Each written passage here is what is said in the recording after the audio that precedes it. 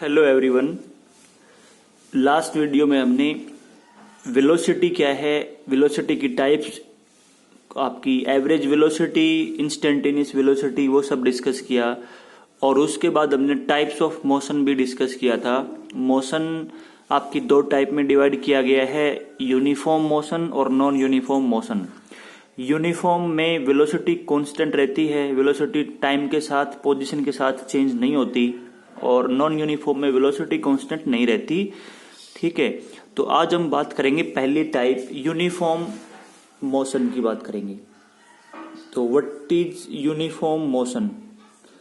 तो uniform motion वो होती है जिसमें वेलोसिटी क्या रहती है, वेलोसिटी कांस्टेंट रहती है, वेलोसिटी टाइम के साथ चेंज नहीं होती। तो यूनिफॉर्म मोशन में वेलोसिटी क्या रहेगी, velocity will remains constant, c is any constant. ठीक है, वेलोसिटी कांस्टेंट रहेगी। अब देखो मान लो कि ये मेरा रेफरेंस पॉइंट है, ये मेरा रेफरेंस पॉइंट है, और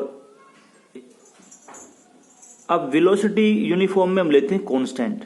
तो वेलोसिटी के पास दो चीजें होती हैं, वेलोसिटी वेक्टर क्वांटिटी है, उसके पास डायरेक्शन है और उसके पास मैग्नीट्यूड है। तो अगर मैं ये बोलूं कि वेलोसिटी कांस्टेंट है, इसका मतलब उसकी डायरेक्शन भी सेम है, उसकी डायरेक्शन भी टाइम के साथ चेंज नहीं होगी और उसका मैग्नीट्यूड भी टाइम के साथ चेंज नहीं होगा। तो दोनों चीजें क्या रहेंगी, कांस्टेंट रहेंगी। अब मैंने यहाँ पे, तो अगर किसी की डायरेक्शन सेम रहे, अगर किसी की डायरेक्शन टाइम के साथ ना बदले, इसका मतलब उसकी मोशन जो है वो स्ट्रेट लाइन के अलोंग है, वो एक ही डायरेक्शन में चल रहा है, वो स्ट्रेट लाइन के अलोंग मूव कर रहा है। तो इसीलिए मैंने यहाँ पे एक स्ट्रेट लाइन ली है, क्योंकि आपकी यूनिफॉर्म मोशन है, वेलोसिटी आपकी कांस्टेंट है। और कांस्टेंट वेलोसिटी कब होगी, जब उसकी डायरेक्शन और मैग्नीट्यूड दोनों टाइम के साथ नहीं बदलेंगे। ठीक है, तो मान लो कि वो इस डायरेक्शन में, इस लाइन के अलोंग कोई ऑब्जेक्ट जो ट्रेवल करेगा, ये मेरा रेफरेंस पॉइंट है, ये रेफरेंस पॉइंट है। ठीक है, यहाँ पे रेफरेंस पॉइंट है, ओरिजिन है, यहां से मैं पोजीशन को स्पेसिफाई करूंगा, पोजीशन को डिफाइन करूंगा यहां से। तो मान लेते हैं कि स्टार्टिंग में कोई ऑब्जेक्ट यहां पे था, कोई ऑब्जेक्ट, कोई पर्सन जो मूव करेगा, स्टार्टिंग में वो यहां पे था, यहां से उसने चलना शुरू किया, यहां से उसने चलना शुरू किया।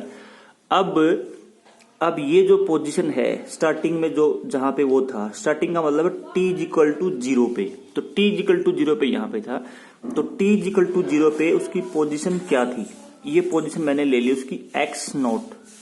तो x naught is the position of the object at t is equal to 0 at initial point starting में।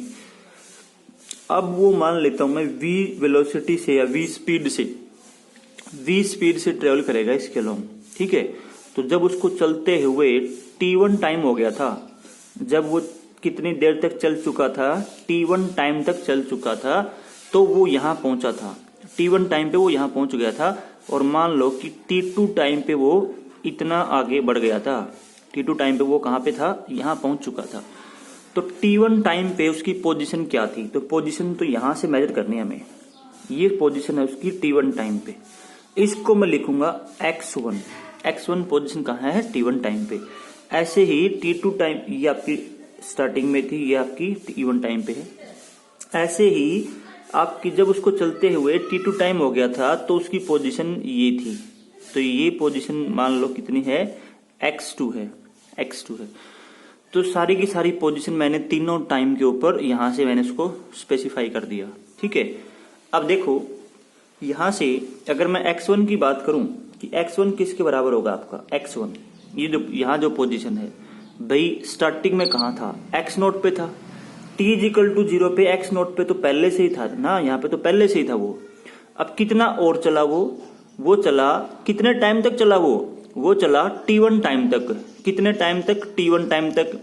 यहां से यहां तक उसकी स्पीड तो सेम है ना, वो तो एक ही स्पीड से चल रहा है, तो कांस्टेंट स्पीड से चला t1 टाइम तक। किस स्पीड से चला, v स्पीड से चला। तो अगर ये स्पीड उसकी कांस्टेंट है, तो एवरेज स्पीड वाला फॉर्मूला लगा लो। एवरेज स्पीड किसके बराबर होती है, कितनी डिस्टेंस ट्रेवल की और कितने टाइम में ट्रेवल की। अब मेरे पास ना स्पीड तो है, स्पीड तो मेरे को पता है, लेकिन अब टाइम भी मेरे को पता है, मेरे को निकालनी है डिस्टेंस कितनी कवर की, इस इंटरवल में कितनी डिस्टेंस कवर की, वो कैसे निकालेंगे, इस इंटरवल के दौरान उसकी स्पीड क्या है। ठीक है, और उस कितने टाइम तक वो चला है।